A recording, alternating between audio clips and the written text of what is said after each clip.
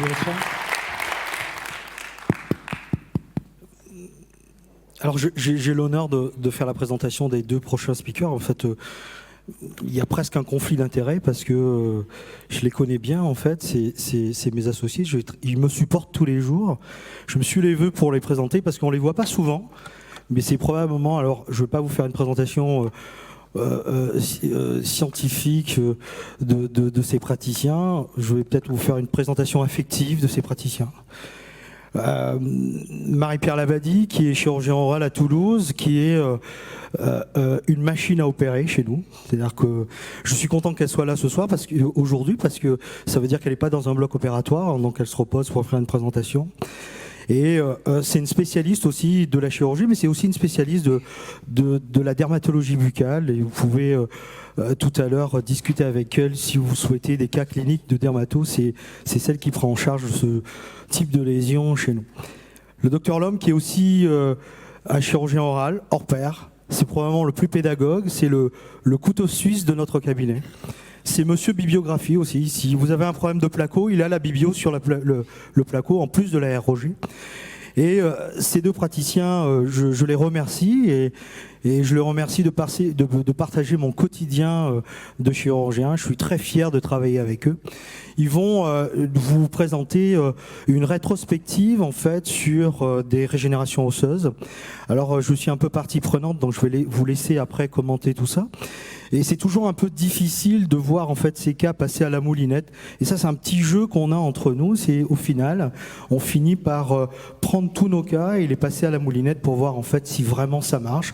Parce que c'est bien beau de dire de présenter ces cas et de faire des belles photos de chirurgie. Et j'ai bien apprécié l'introduction écrite de Bernard Chapota sur le fait qu'il n'y a pas que la technique chirurgicale, mais il y a aussi pourquoi on le fait. Et je laisse la parole à Arnaud et Marie pour vous présenter une rétrospective, le devenir de la régénération vestibulaire en matière de réhabilitation implantaire. Arnaud, Marie, c'est à vous. Mon micro est branché, mais pas celui de Marie-Pierre. Vous m'aviez dit que c'était facile. Est-ce qu'on pourrait brancher le micro ? Tadam, tadam. Là, celui-là ? Bon. Je vais parler là, du coup. Vas-y. Il faudrait que tu changes les diapos. Il n'y a pas de problème. Ça m'arrangerait que ça marche pas quand même, s'il vous plaît. Ah. Merci. Je ne ferai pas de... Jamais rien avec le numérique. Vous voyez, même le micro, ça me pose problème. Donc, merci, Monsieur le Président, le modérateur. Écoutez, nous voulions vous présenter donc cette étude sur le devenir des ROG vestibulaires au sein du cabinet. Donc, nous sommes 4 praticiens, 4 chirurgiens oraux, et la question qu'on se pose, c'est que deviennent ces ROG vestibulaires et est-ce qu'elles fondent comme neige au soleil ? Pourquoi nous posons-nous cette question ? Pardon, tu t'occuperas du truc. Tout simplement parce que nous avons donc tous le même protocole, nous utilisons les mêmes techniques de ROG. Nous faisons depuis toujours systématiquement au cours du premier trimestre post-chirurgical une 3D, un cone beam pour vérifier la pérennité de notre reconstruction. Et généralement, nous sommes somme toute satisfaits au moment de la pose de la vis de cicatrisation. Nous refaisons une 3D lorsque le patient, l'implant a été mis en charge, et donc généralement à 1, 2 ans et plus. Et là, on se rend compte que dans quelques cas, malheureusement, le résultat radiologique n'est pas du tout satisfaisant, même si cliniquement, tout semble aller bien. Donc, à partir de ces constatations radiologiques décevantes, nous sommes 4 et chacun y va de son sentiment. J'ai le sentiment que ça marche plus d'un côté que de l'autre, qu'une technique va marcher plus. Donc je vais changer ma technique. Nous échangeons beaucoup, mais nous nageons en fait dans la subjectivité. Donc ça n'allait pas du tout. Donc nous avons demandé à une étudiante de réaliser une étude rétrospective sur les cas réalisés au cabinet, et ce dans le cadre de sa thèse d'exercice. Voilà. Je profite d'être sur scène et de pouvoir présenter ce travail pour remercier grandement le docteur Neila Boudaoui, sans qui ce travail n'aurait pas pu être mené, parce que le travail qu'elle a réalisé, vous allez voir, est colossal. L'analyse que nous en avons réalisée après est bien moindre par rapport au temps qu'elle a passé à faire l'acquisition des données, le recueil radiologique des données. Cette étude est une étude rétrospective qui a été, pour le travail de thèse, co-dirigée par le docteur Courtois et moi-même, donc effectivement il y a un semblant de conflit d'intérêts. Et je tiens également à remercier le docteur Jean-Noël Verne qui a été la caution statistique de cette étude, puisque c'est notre expert épidémiologiste et en biostatistique à l'université. L'étude est donc rétrospective, bien entendu, avec toutes les limitations scientifiques que l'on peut avoir d'une étude rétrospective, mais du point de vue du clinicien, pour nous, elle était indispensable. Cette étude rétrospective, c'est celle qui permet au chirurgien d'avoir un regard différent sur son activité et de se dire, est-ce que j'ai bien travaillé, est-ce que je dois changer des choses, et quelle est la variable sur laquelle je dois agir pour avoir de meilleurs résultats. Nous avons une étude rétrospective donc sur un seul centre, au cours de laquelle... Alors effectivement, il y a comme quelques petits problèmes. Voilà. Au cours de laquelle, donc, notre étudiante, Neila Boudaoui, a recueilli 170 dossiers de patients pour lesquels avait été indiqué dans le dossier qu'une ROG avait été réalisée, pour un total donc, de 295 implants. Mais afin d'obtenir des résultats qui aient un sens au niveau statistique, nous avons refermé, resserré notre étau et sélectionné des dossiers sur la base des facteurs suivants. D'abord, il fallait que la ROG soit paire-implantaire. Ensuite, il s'agissait d'une ROG soit de renfort, soit de reconstruction. De renfort correspondant à la classe 0 de Bennica-Merlet, c'est-à-dire qu'après la pose de l'implant, il y a de l'os vestibulaire, mais sur une épaisseur insuffisante, qui garantit que sous la pression de la pose de l'implant, cet os va fondre, on le perdra et on ne l'aura plus jamais en vestibulaire, notre implant. Les deux autres classes sont les classes 2 et 3 et correspondent à ce que l'on appelle, dans notre jargon, des ROG de reconstruction, c'est-à-dire visant à reconstruire de l'os par-dessus des spires osseuses exposées. Tous les cas ont été opérés avec réalisation d'une régénération osseuse guidée avec un biomatériau qui est de l'os allogénique, Biobank pour ne pas le citer, c'est le seul qui a été utilisé dans cette étude, ce qui permet de réduire une variable supplémentaire, systématiquement en os corticospongieux. Les membranes utilisées ont été, lorsqu'il y avait une membrane collagénique qui avait été appliquée, une membrane Créos, et en l'absence de membrane, du PRF avait été utilisé, et de façon anecdotique, le corps adipeux de la bouche, nous le verrons dans un instant. Nous avons sélectionné les dossiers également à condition qu'ils disposent de 3 examens CBCT, l'examen préopératoire, l'examen post-cicatriciel, celui avant de donner le feu vert à nos correspondants pour la réalisation de la prothèse, et l'examen post-prothétique. Examen post-prothétique qui était obtenu soit parce que le patient avait eu besoin d'un autre examen Cone-Beam et on avait donc cette donnée, soit parce que le patient, revenant en contrôle au cabinet à 1 an et demi, 2 ans après la pose de la prothèse, comme on leur demande, accepte qu'un Cone-Beam de contrôle soit réalisé et donc une information et son consentement a été obtenu dans ces circonstances-là. Au final, nous avons retenu 132 dossiers patients pour un total de 237 implants. Tous les implants sont des implants Global D Incone, exclusivement. Notre échantillon est donc représenté par 96 femmes et 77 hommes, avec un âge moyen de 55 ans et une amplitude de 20 à 82 ans. Alors, 5 cas ont été exclus. Ces 5 cas sont des cas de périimplantite, laquelle périimplantite se manifestait soit par une dénudation, exposition des spires de l'implant, soit par une perte d'os proximal ou une infection. L'infection, lorsque nous avons revu les patients, donc nous ne faisons pas les prothèses, donc nous revoyons les patients par la suite, et nous avons été quand même agréablement surpris de voir que dans des cas tels que celui qu'on va vous montrer, on a une suppuration au collet. On ne sait pas depuis combien de temps cette suppuration est en place. En revanche, lorsqu'on fait une 3D, donc toujours la radio 2D est très satisfaisante avec de l'os proximal, mais la radiologie 3D nous montre avec agréable surprise le maintien de l'os cortical au niveau du col de l'implant. Malgré tout, les cas ont été exclus. L'acquisition des données radiologiques s'est faite à partir de deux Cone-Beam. Initialement, nous avions une machine qui était la Carestream, la CS 9003, qui a permis de faire l'acquisition des données préopératoires, mais la qualité de l'image obtenue, la plupart du temps, ne permettait pas de lire le volume osseux en vestibulaire de nos implants parce qu'il était trop fin et noyé dans l'artefact, lors de l'acquisition, l'artefact métallique lié à l'implant. Il a fallu attendre que sorte la machine CS 9006, donc avec un faisceau de 120 kV.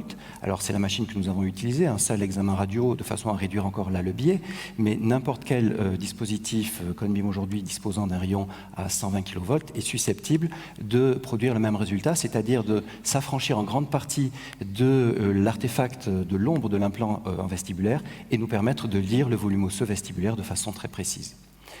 Donc 3 examens ont été réalisés, préopératoire, pré-prothétique et post-prothétique, et la moyenne de temps écoulé entre le moment où l'implant a été confié au praticien et le moment où on l'a revu était de 1,9 ans, donc quasiment 2 ans. Donc tous les résultats que nous vous présenterons sont des résultats qui sont, cliniquement satisfaisants, avec un patient qui ne présente ni saignement ni suppuration autour de ses implants, 2, des cas qui ont été mis en fonction prothétique pendant 2 ans, et nous allons regarder ce qu'il advient de l'os vestibulaire.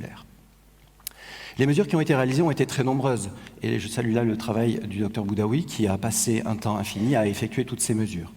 Néanmoins, nous concernant, et pour ce que l'on va vous présenter aujourd'hui, on a choisi de se cantonner à ces mesures-là, c'est-à-dire mesurer la hauteur osseuse, le surplomb osseux au-dessus du col implantaire, d'une part, et ensuite l'épaisseur de cet os, mesuré au col implantaire, et enfin l'épaisseur de l'os, plus bas, à peu près au niveau du milieu de l'implant, ou, dans certains cas, on le verra carrément à l'endroit où se situe le premier niveau osseux visible.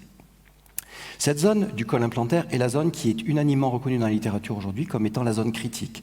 C'est la zone dans laquelle toutes les équipes qui font des régénérations osseuses guidées simultanées aux implants ont un problème de dénudation des spires lorsqu'ils font un examen radio post-opératoire.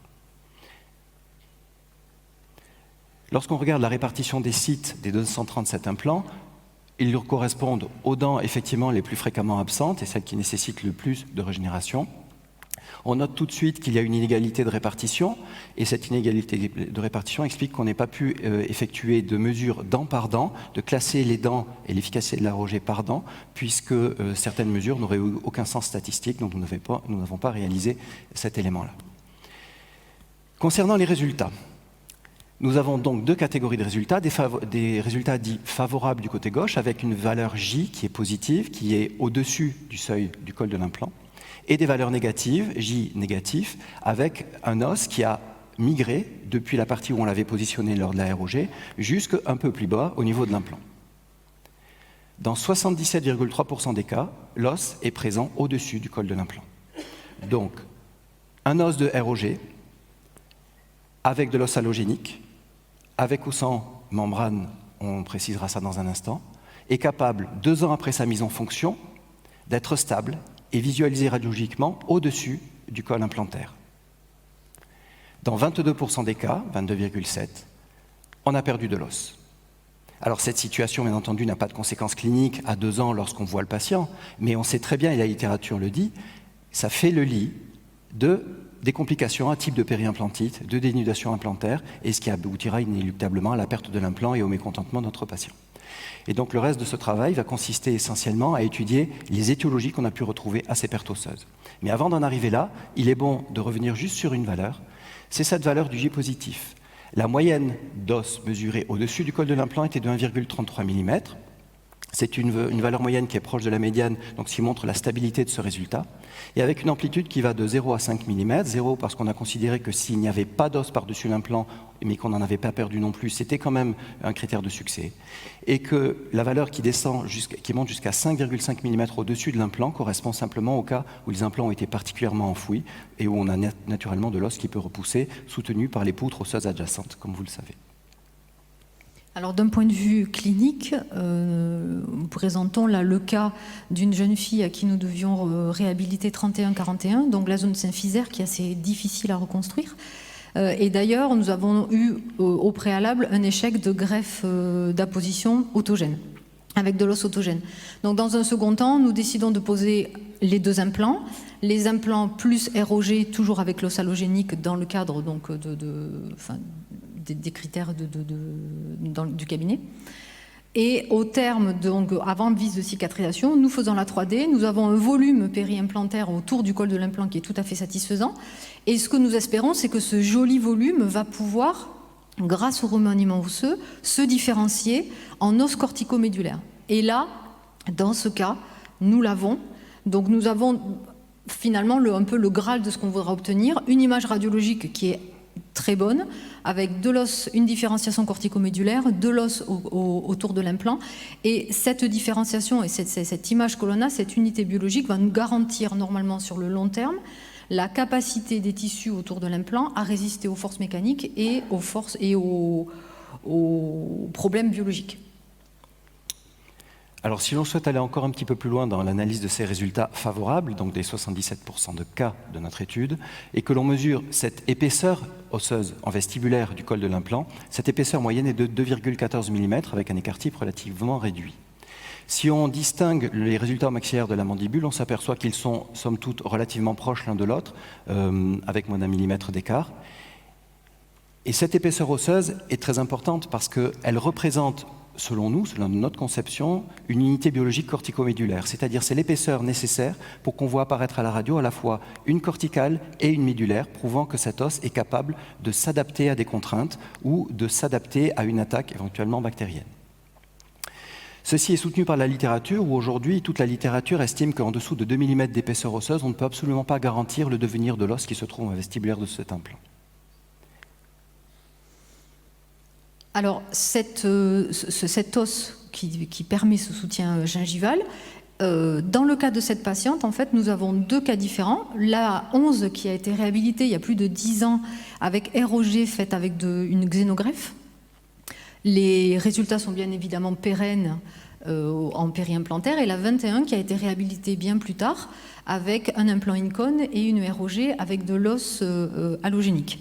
On voit radiologiquement qu'avec l'os allogénique, on a cette différenciation corticomédulaire, un résultat esthétique et biologiquement stable, mais ce même résultat stable, on l'a également avec la xénogreffe qui a été utilisée il y a 10 ans. Donc tout est stable.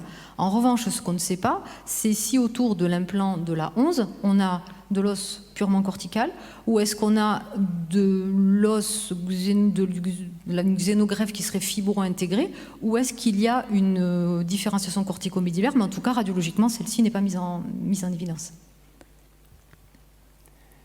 Passons maintenant, si vous voulez bien, aux résultats moins favorables, qu'on appellera résultats défavorables, même si cliniquement, ça reste des situations qui sont parfaitement stables. La perte osseuse au col de l'implant 2 ans après la mise en fonction prothétique. Cette perte osseuse, qui survient donc dans 22% des cas dans notre étude, a une perte moyenne de 2,24 mm.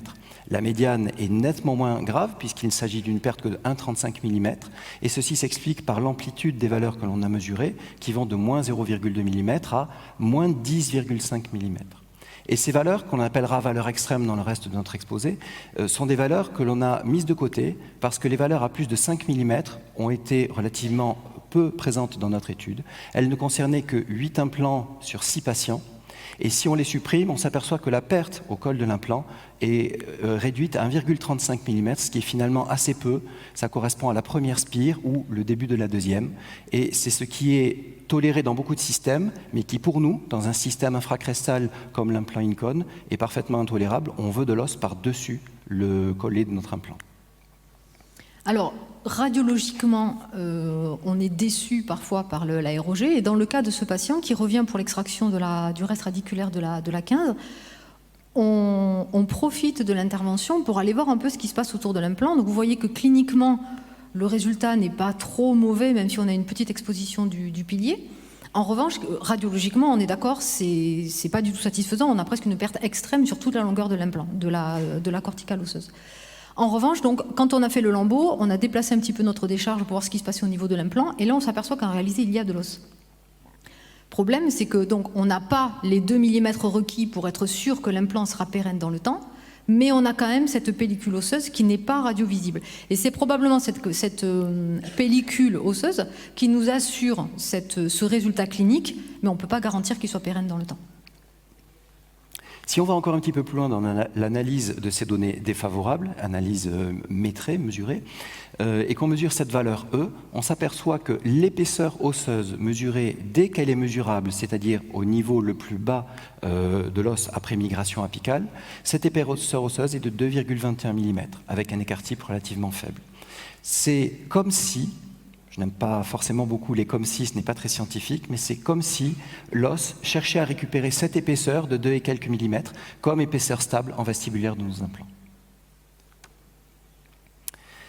Sur la suite de notre étude, une fois réalisées ces mesures, on s'est demandé est-ce qu'il est possible dans notre échantillon de réaliser un genre d'analyse multivariée, je dis bien un genre parce qu'il y avait trop de variations dans notre échantillon ou un échantillon trop faible pour avoir des résultats toujours statistiquement significatifs, mais on a cherché à savoir s'il était possible d'individualiser un ou plusieurs facteurs qui auraient été responsables ou des facteurs de risque de cette perte osseuse cervicale. Parmi ceux-ci, tous ceux qui viennent à l'idée de tous les chirurgiens qui travaillent et qui se posent des questions sur les raisons des échecs de leur travail, on peut mettre en cause le site anatomique, le maxillaire, la mandibule ou certaines dents, l'âge du patient, l'état général, le type de membrane utilisée, puisqu'ici une membrane résorbable n'a pas toujours été utilisée, le type de ROG utilisé, de renfort ou de reconstruction, la survenue de complications, a-t-elle grévé le résultat final, l'effet des forces occlusales a-t-il été en cause dans cette perte osseuse, la position de l'implant dans son couloir plutôt centré, prothétique ou vestibulaire a-t-elle été un élément important, la quantité d'os environnante a-t-elle été un élément crucial?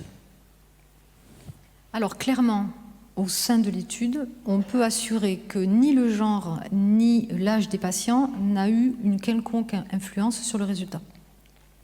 En ce qui concerne l'état général, seuls 46% ont montré une altération de l'état général sans que ce soit 46 patients. Qu'est-ce que j'ai dit? 46 patients. 46 patients, j'ai dit?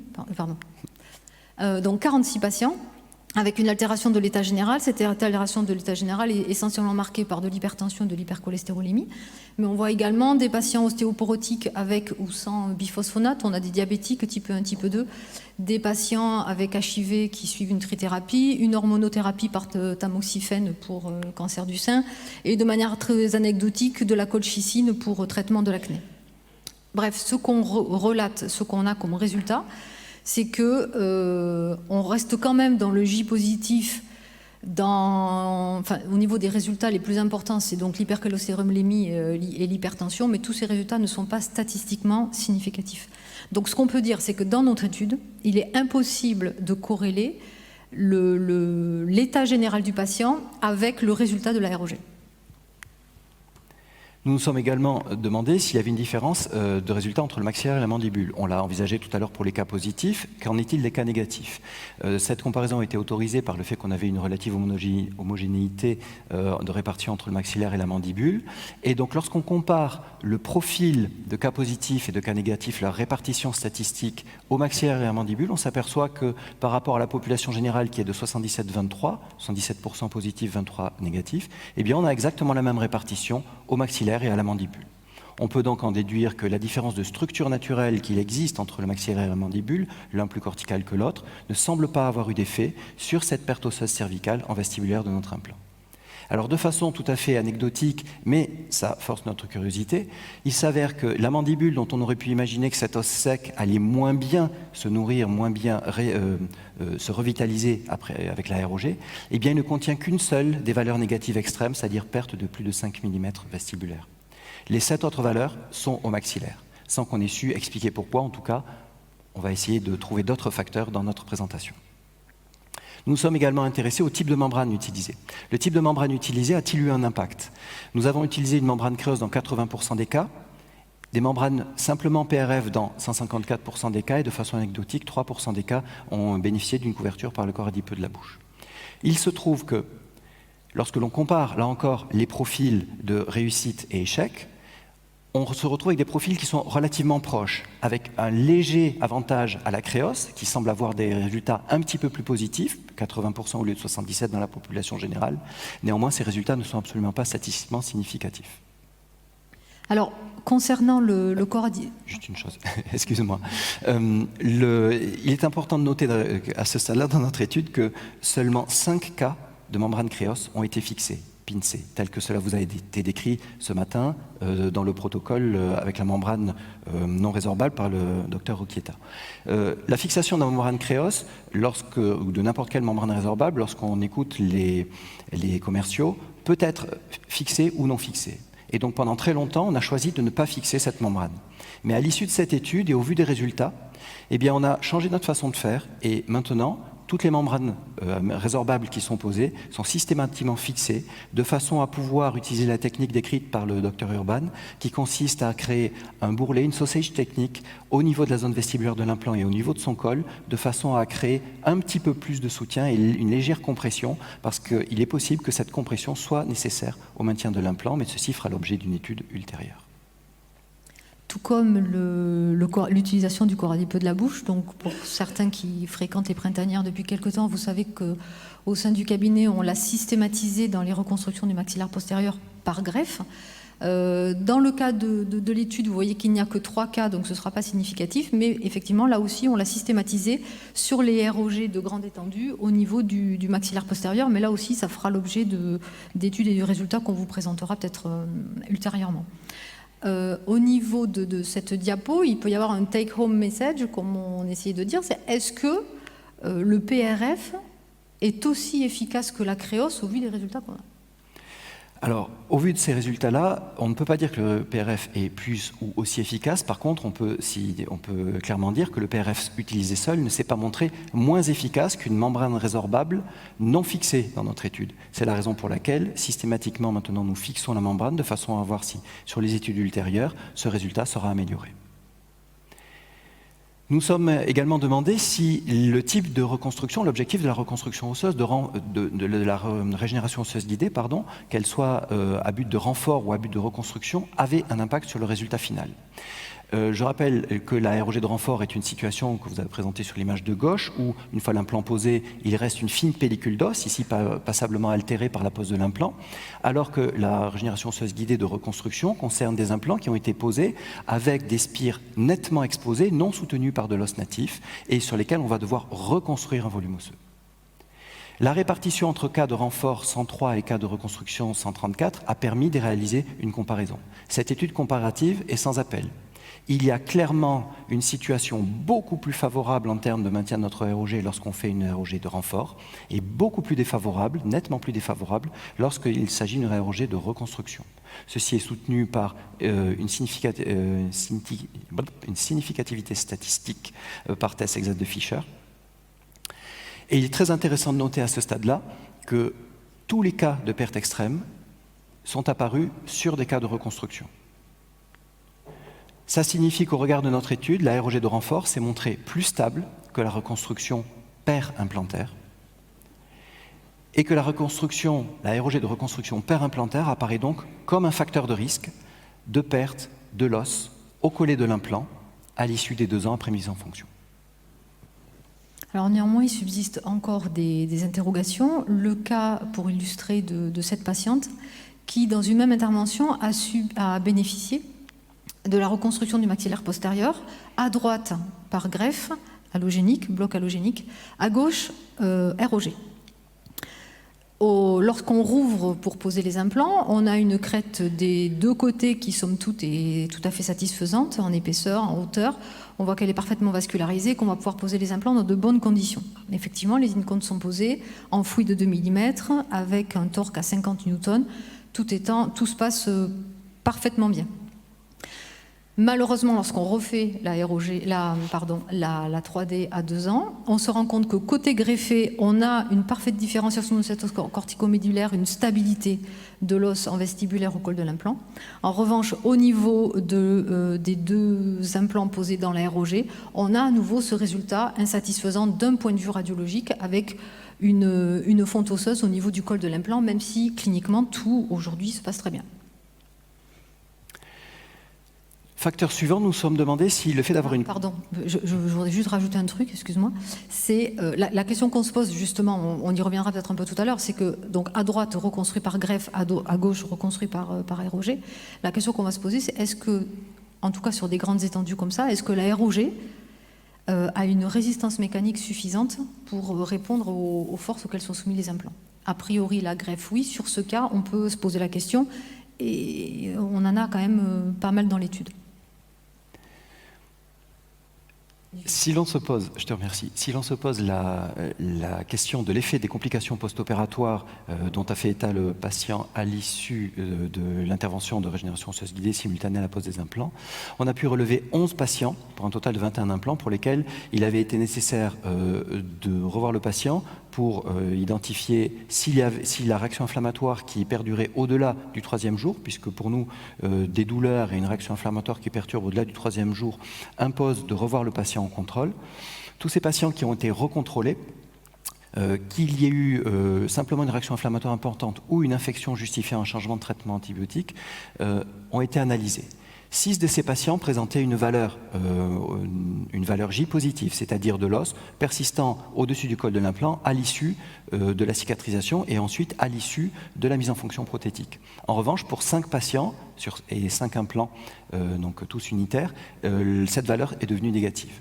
Que nous apprend l'analyse de cette deuxième catégorie des cas défavorables. On peut noter que la ROG n'a pas été, de reconstruction ou de renfort, n'a pas été un élément décisif dans la survenue de cette complication. Maintenant, il y a assez peu de complications par rapport à la population et il est difficile d'en tirer des conclusions plus avant. Néanmoins, on voit bien que la répartition des cas favorables et défavorables penche nettement en faveur des cas défavorables.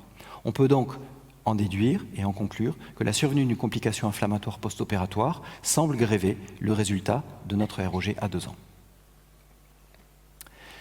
Nous sommes également posé la question de savoir comment la perte osseuse avait évolué. Parce que lorsqu'on fait le constat d'une perte osseuse 2 ans après la mise en fonction prothétique, il faut essayer de remonter le temps et regarder quel était l'état initial.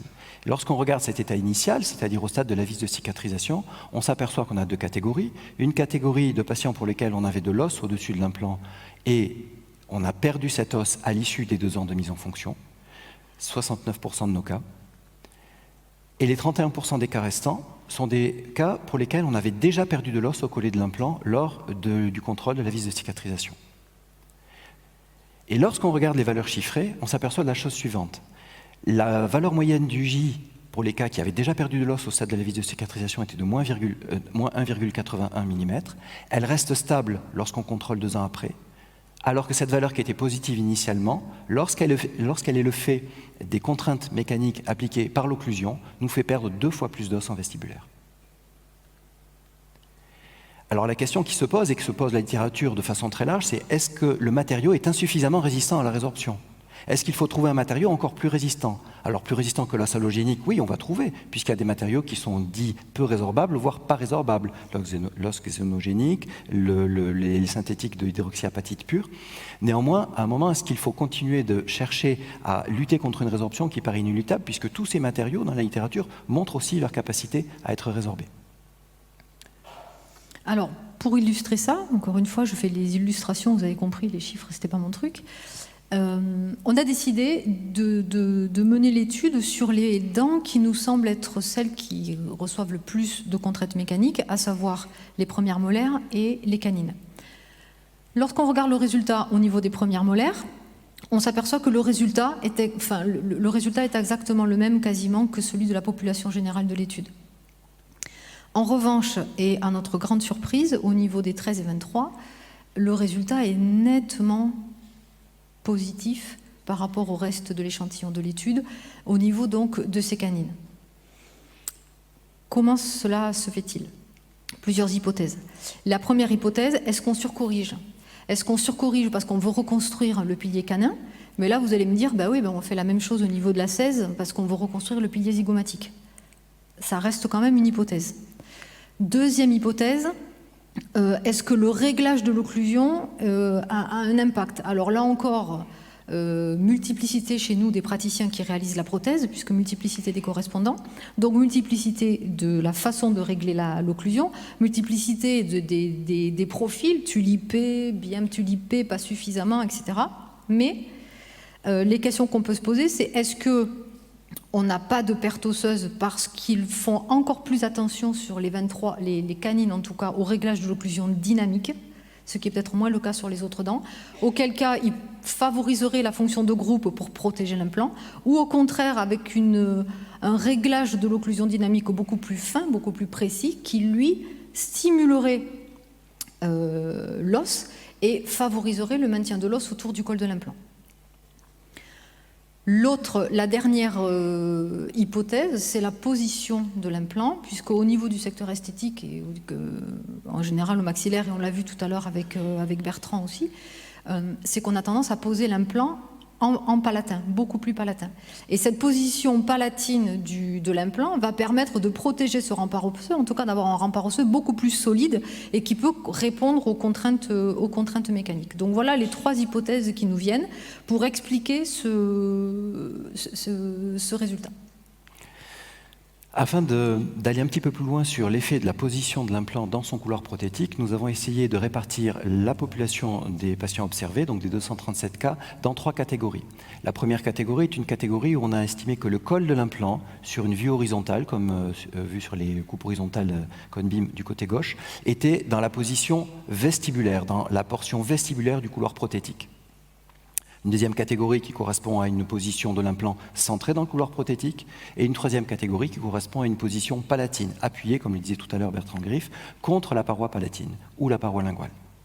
Lorsqu'on regarde les résultats et la répartition des cas favorables et défavorables, on voit très nettement que lorsque le col de l'implant est plutôt vestibulé dans son couloir prothétique, et je dirais sans surprise, on sait très bien que tous les cas qui finissent inesthétiques, les cas d'implants qui finissent inesthétiques, sont des cas sur lesquels on s'est trompé de positionnement de l'implant. Quand cet implant est positionné trop vestibulaire, de façon inévitable, on se retrouve avec un équilibre 50-50 entre les cas favorables et les cas défavorables, malgré la régénération osseuse guidée. Lorsque l'implant est parfaitement centré de façon tout à fait hasardeuse, eh bien on a exactement la même statistique que dans la population générale. Et lorsque l'implant a été positionné contre la paroi palatine, eh bien on voit ce qui semble être un effet protecteur de cette position palatine avec une ROG qui est plus fréquemment satisfaisante. Vous noterez que les valeurs néanmoins mesurées restent relativement identiques dans la totalité de notre échantillon. Donc c'est vraiment la survenue d'un cas défavorable qui est à mettre en cause. Il est très intéressant de noter que ces résultats dans notre étude sont les plus significatifs que l'on ait pu trouver. C'est-à-dire avec une p-value de 0,005, la significativité est la plus importante qu'on puisse envisager. Alors pour suivre peut-être la palissade, c'est que le sentiment, même si on voulait éviter les sentiments dans cette présentation, le sentiment qu'on avait, c'était que plus on avait d'os, plus on arrivait à reconstruire de l'os. Et en fin de compte, ce sentiment-là, c'était le seul, a pu être corroboré par les études scientifiques qui confirment que le gain osseux par ROG est plus important quand le volume de l'os natif est important. Alors, peu d'auteurs se sont encore aujourd'hui intéressés à l'effet de ce volume osseux global pré-implantaire pour savoir s'il apportait un gain ou pas à la qualité de la ROG en post-opératoire. Récemment, Wang et collaborateurs ont publié un article très intéressant dans lequel ils analysent le feston osseux, c'est-à-dire cette petite bandelette d'os ici, qui sert de support à notre ROG, et ils classifient leurs cas en 3 cas, suivant l'endroit où se situe ce feston et où se trouve le niveau osseux. Et ils en concluent que le gain osseux par ROG est meilleur lorsqu'il y a un surplomb osseux au-dessus de l'implant, ce qui nous rapproche de la situation de la ROG de renfort dont nous parlions tout à l'heure et qui présentait une situation favorable. Il est à noter que dans cet article, le substitut osseux xénogénique, une fois de plus, n'a pas suffi à protéger de la résorption, même si son côté très peu résorbable est mis en avant dans la littérature. Nous nous sommes donc demandé si il y avait un morphotype osseux qui pouvait être plus favorable qu'un autre pour maintenir cet espace, cet os en vestibulaire de nos implants. Nous avons donc redispatché la totalité des cas, reclassé la totalité des cas en 3 catégories. La première catégorie est considérée comme le type A, ou type fenêtré, c'est-à-dire ce cas où votre racine semble quitter l'os et n'est plus recouverte par de l'os, ni cortical, ni corticomédulaire.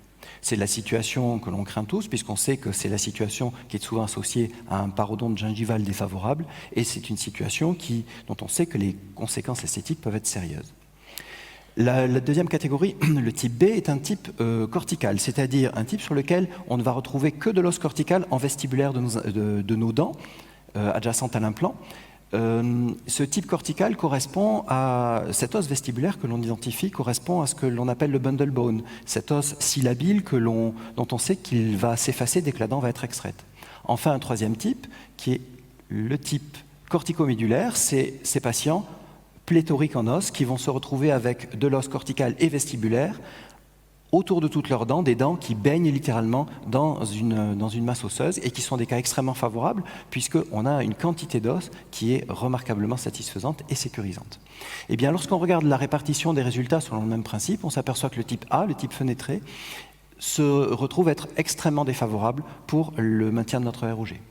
Le type B, le type cortical, se retrouve plus favorable que la population générale et ce côté favorable est encore augmenté avec le type C, corticomédulaire.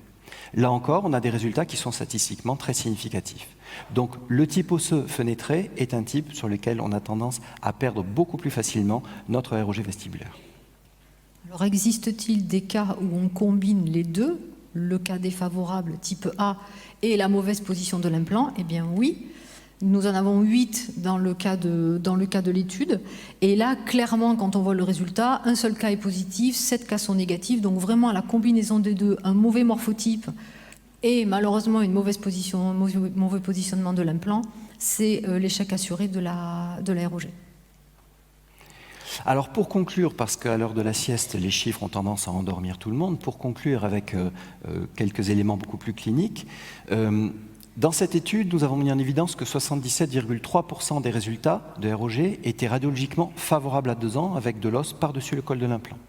Dans 22,3% des cas, nous avons des résultats de ROG qui restent cliniquement favorables, comme pour tous les cas de notre étude, mais radiologiquement moins favorables, nous laissant moins de sécurité, moins de sérénité pour la pérennité de l'implant dans la bouche. Lorsqu'on s'intéresse aux facteurs de risque que cette étude a identifiés, le premier des facteurs de risque est la survenue d'une complication infectieuse, et cette complication, je ne vois pas comment on pourrait l'empêcher, si ce n'est vérifier que les manœuvres d'hygiène sont toujours au top dans nos blocs opératoires. Néanmoins, l'essentiel de ces complications sont quand même patient-dépendants, et l'état général n'étant pas un facteur qu'on a pu identifier comme étant à risque, il est difficile de pouvoir anticiper cet élément-là. En revanche, la ROG de reconstruction, elle, a montré qu'elle était un critère clairement défavorable. Ce qui a changé pour nous... Alors, ce qu'on a clairement changé dans le protocole depuis, puisque quand même, donc c'est une présentation qu'on aurait dû vous faire déjà il y a 2 ans, donc ça fait 2 ans que les chiffres sont sortis. On a clairement changé notre façon de faire, et on évite maintenant la ROG dite de reconstruction. Voilà. Donc on va préférer faire une reconstruction pré-implantaire et donc poser les implants dans un second temps. Ça, c'est illustré dans ce premier cas où là, encore une fois, on a choisi une ROG sur une longue portée en maxillaire postérieur. La ROG se passe très bien, la reconstruction de crête est très satisfaisante. On pose les implants exactement comme tout à l'heure, 50 newtons, enfouis, tout se passe parfaitement bien. On fait une mise en charge immédiate. Donc c'était une mise en charge immédiate sectorielle sur le secteur 1. Et à 6 mois, vous voyez que le résultat est tout à fait satisfaisant. On refait la 3D à 2 ans. Et à nouveau, sur un résultat clinique qui n'est pas catastrophique, même s'il n'est pas parfait, on a à nouveau cette perte sur de la ROG de longue étendue, cette perte osseuse vestibulaire. Donc on n'a pas ce 2 mm au niveau du col de l'implant, malgré une reconstruction qui, somme toute, était satisfaisante au début. Donc ce qu'on va essayer de privilégier, ce qu'on privilégie maintenant, si la crête le permet, ça va être donc la reconstruction préimplantaire. Si on voit la crête telle qu'elle est en haut à gauche de l'écran, et si son anatomie le permet, on va privilégier le splitting et le splitting périmplantaire. Pourquoi ? Parce que ça nous permet donc de déplacer la valve externe et donc l'os cortical et corticomédulaire en vestibulaire, donc de gagner de la largeur, de poser l'implant dans le même temps, lequel implant va reposer dans un lit corticomédulaire, mais ce, à condition bien évidemment, encore une fois, que l'axe le permette et qu'il nous permette d'avoir un implant dans l'axe du rempart lingual pour avoir un axe implantaire convenable. L'implant donc est posé, 50 newtons, enfoui, et bien évidemment, on se retrouve là dans des conditions de ROG de renfort, alors que si on n'avait pas fait de splitting par rapport à la radio qu'on a en haut à gauche, on aurait été clairement face à une ROG de reconstruction. Donc les spires de l'implant, si on les avait posées dans ces conditions, auraient été exposées. Donc, on se trouve dans la situation d'une ROG de renfort, donc tout à fait favorable. Et bien évidemment, le split est accompagné du comblement du gap par de l'os corticospongieux allogénique et une ROG vestibulaire pour protéger cette valve, et notamment au niveau du col de l'implant des agressions de l'inflammation post-opératoire. Le résultat à 2 ans est somme toute très satisfaisant. Si cela n'est pas possible, on va opter pour le split pré-implantaire. Donc si l'axe ne nous permet pas de poser l'implant dans de bonnes conditions, donc là pareil, on va pouvoir élargir la crête, pousser la valve externe en vestibulaire, combler avec un bloc d'os spongieux allogénique, recouvrir d'une ROG et poser l'implant dans un second temps. Cette technique opératoire nous semble être une bonne alternative, même si on n'a bien évidemment pas abandonné la greffe d'apposition vestibulaire au niveau à la mandibule. Le troisième élément qui a été identifié dans cette étude comme étant clairement un facteur défavorable, c'est la position du col implantaire en vestibulaire du couloir alvéolaire. Et on sait aujourd'hui, comme l'a très bien montré Bertrand et comme le savent tous ceux qui font de la MCI et de la MEI, aujourd'hui il faut maximiser les cas où on peut utiliser à la fois ce couloir palatin, et il se trouve que lorsqu'on est contraint d'utiliser ce couloir palatin de façon parfois presque exagérée, c'est tous les cas où on réalise des mises en esthétique immédiate, les protocoles d'extraction, implantation, mise en esthétique immédiate, ou les cas de mise en charge immédiate, extraction, implantation, mise en charge immédiate. Dans tous ces protocoles, on va chercher là où l'os se trouve, c'est-à-dire en palatin ou en lingual, notre appui osseux. Donc notre implant est nécessairement contre ce rempart osseux palatin. Et comme on réalise systématiquement une régénération osseuse guidée vestibulaire, eh bien, finalement, on a à la fois l'effet bénéfique de la ROG et la situation anatomique et technique qui nous amène à avoir les meilleurs résultats de ROG. Pour l'instant, ces résultats sont encore passés à la moulinette chez nous, donc on reviendra peut-être prochainement pour vous présenter les résultats obtenus sur les MCI et les MEI par ces techniques-là et avec ce genre de contrôle, mais clairement, on regroupe tous les facteurs positifs en réalisant ces MEI. On utilise la capacité de régénération spontanée de l'alvéole, l'implant positionné en palatin, la ROG simultanée et un soutien des tissus qui repose contre une prothèse et qui n'est donc plus soumis à des pressions liées à la fermeture du lambeau et à la rétraction tissulaire post-opératoire. Enfin, dernier facteur qui a été identifié, c'est le morphotype osseux, morphotype de type fenêtré. Et la question, c'est est-ce que pour compenser ce morphotype osseux, on peut surcorriger, c'est-à-dire décider de faire de la ROG plus large ? Et alors là, en illustration, de nouveau, c'est le cas avec lequel nous avons commencé. Donc vous observez que de part et d'autre de l'implant, les deux dents ont des racines qui sont fénétrées, donc très faible épaisseur osseuse, sinon absence d'os en vestibulaire. On a surcorrigé pour essayer de gagner un maximum de résultats. Malheureusement, vous voyez qu'avec un morphotype qui n'est pas favorable, la ROG ne fonctionne pas, en tout cas ne nous donne pas radiologiquement de résultats satisfaisants. Donc faut-il changer de technique ?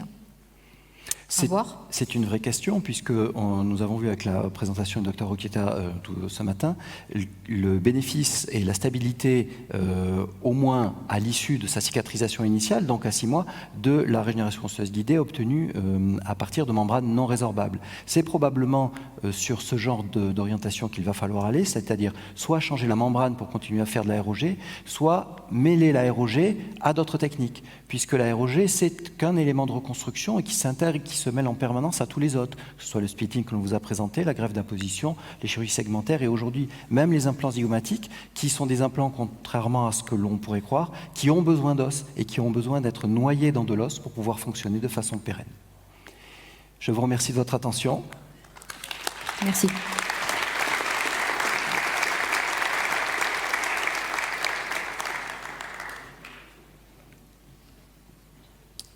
Bien, des questions dans la salle qui... Merci Arnaud et Marie-Pierre.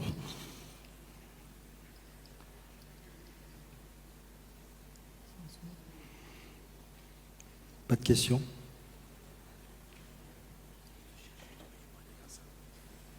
Donc à vos 3D, mais vérifiez et essayez de revenir en corroborant nos résultats avec vos propres études, parce qu'on ne voit pas de 3D On nous montre souvent des 2D pour les résultats de ROG.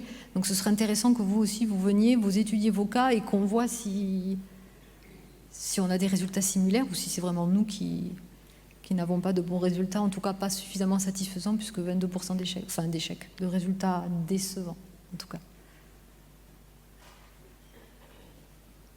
Bien, écoutez, je crois qu'on va remercier tout le monde. On a une petite pause, on va se retrouver à 16h50 pour... Ah, vous avez une question? Attendez 2 secondes. Si tu lèves pas le doigt, je vois rien avec la lumière. Voilà.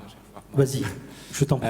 Bon, merci déjà, c'était une super présentation, un gros boulot. Et des gros boulots comme ça, à la limite, il y a plein de subdivisions encore. Deux points. Quand il y a des reconstructions, on va dire de grande étendue, est-ce que la tendance, parce que là, tous les implants qui ont été posés, c'est des in-code universal, on est d'accord? Oui. Est-ce que dans ces cas-là, la possibilité d'utiliser un implant moins compressif, elle a pu être étudiée? Et deuxième question, c'est, parce que là vous parlez beaucoup d'os, donc ce matin on a eu aussi pas mal de muco, et est-ce que ces REG ont été associés ou pas à des apports de conjonctif, donc pour améliorer le biotype gingival? Voilà. Alors, pour répondre à la question sur le biotype gingival, non. Il est extrêmement rare qu'on réalise une greffe de conjonctif enfoui, cela arrive, mais c'est assez rare. Et sur tous les cas de ROG avec reconstruction, auquel vous faites référence, on n'associe pas un nouveau geste de chirurgie muco-gingivale, ou alors il s'agit d'un geste de greffe épithéo-conjonctive lorsque, à la mandibule, on a vraiment une situation extrêmement défavorable du point de vue de la quantité de gencives attachées. Mais il est extrêmement rare. Dans la mesure où l'essentiel des cas antérieurs sont réalisés aujourd'hui avec des mises en esthétique immédiates dans notre protocole, simplement avec un comblement du gap, mais sans conjonctif enfoui et avec des résultats esthétiques qui sont très satisfaisants, on n'a pas dans cette étude, mais que l'on pourra produire si nécessaire, j'ai du mal à ressentir avec l'implant InCode le besoin de modifier le biotype en rajoutant du conjonctif enfoui, là où finalement créer un support osseux nous crée une très bonne assise pour notre gencive. Donc pour répondre à la question, le biotype, on n'a pas cherché à le changer dans la mesure où l'os était satisfaisant. Alors moi c'est juste par rapport à la proposition de classification que vous faites, oui, entre le type A, type B, type C, oui. C'est ça? Typiquement dans le type A, justement, où on est en cas défavorable, est-ce que du coup, dans ces cas-là,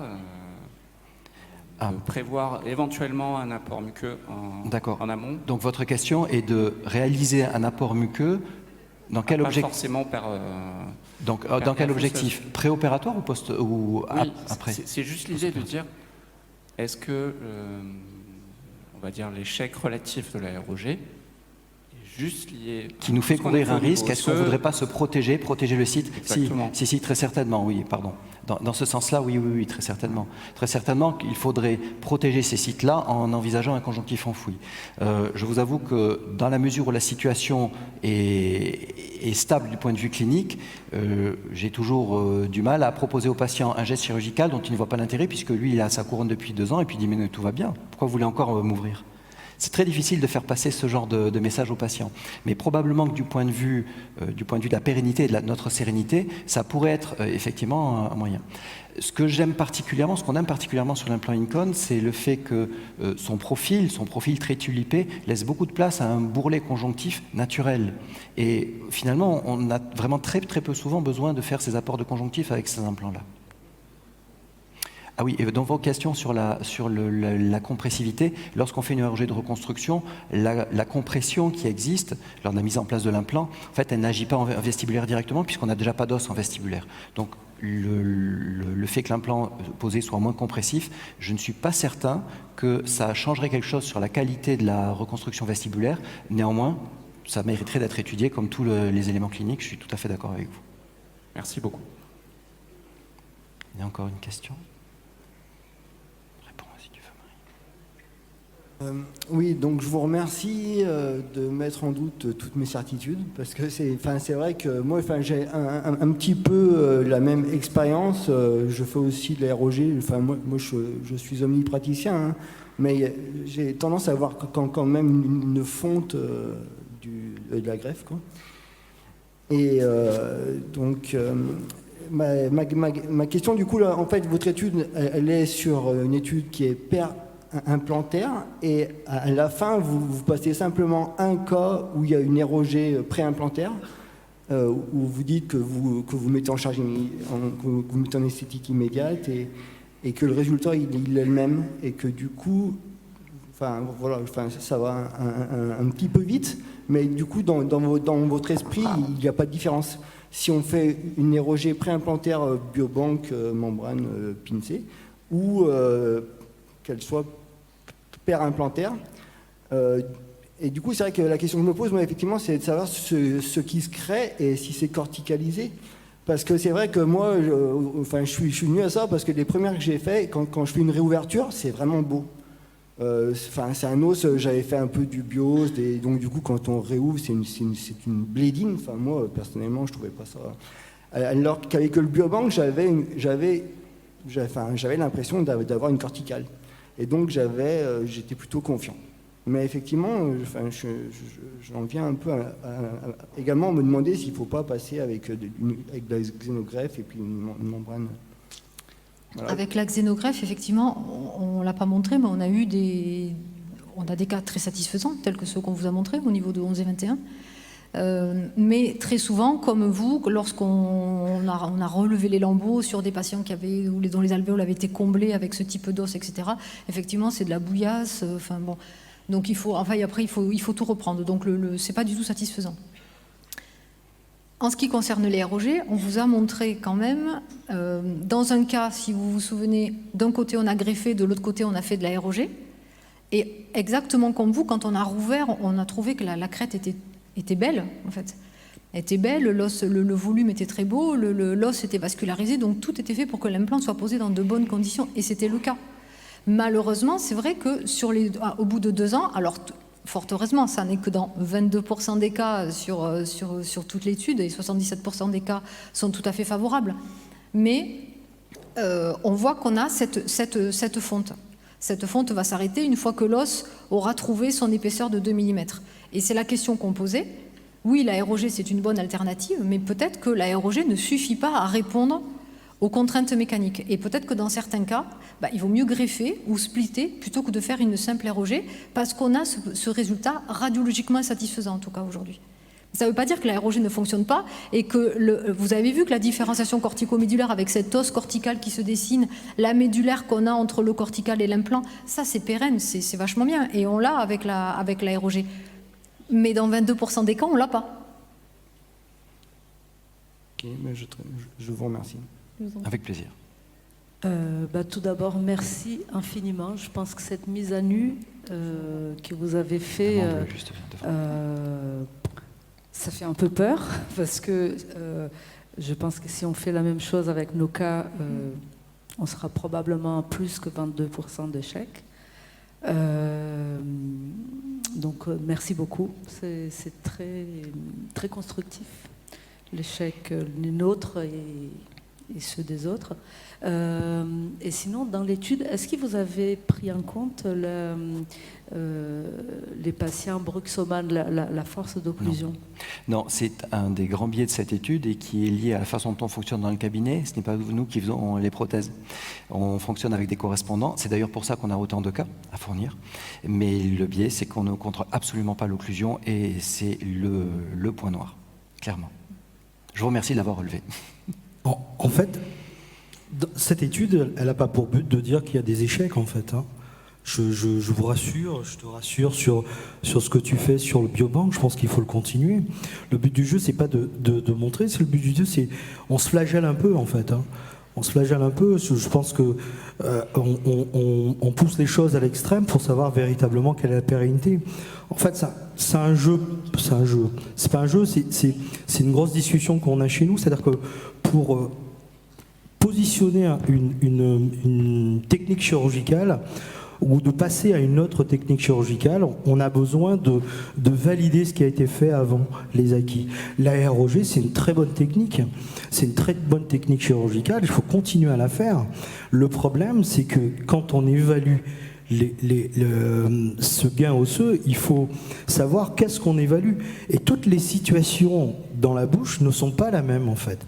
Tu ne peux pas comparer, par exemple, un secteur édenté postérieur à un secteur intercalaire. On a vu des situations très belles ce matin sur des situations intercalaires.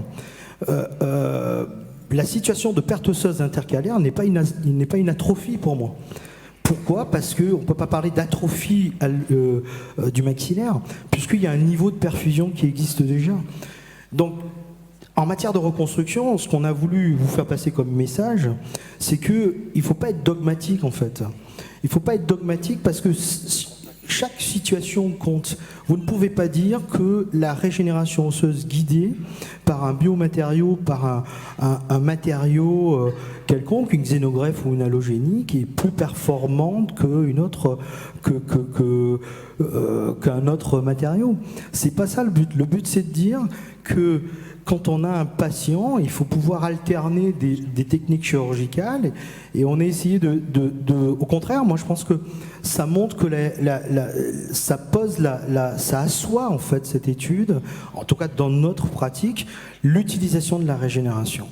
Et on vous a essayé de vous montrer que à partir de là, on a poussé cette régénération dans d'autres situations et notamment dans des reconstructions et qu'en fait il faut la saupoudrer, il faut l'additionner à d'autres reconstructions et que peut-être dans certaines situations cliniques la ROG ne suffit pas, notamment par exemple à la mandibule postérieure. On a vu de très beaux cas ce matin, mais quand on fait ROG plus pitting, techniquement on voit bien que le résultat il est très satisfaisant en tout cas au niveau de long terme.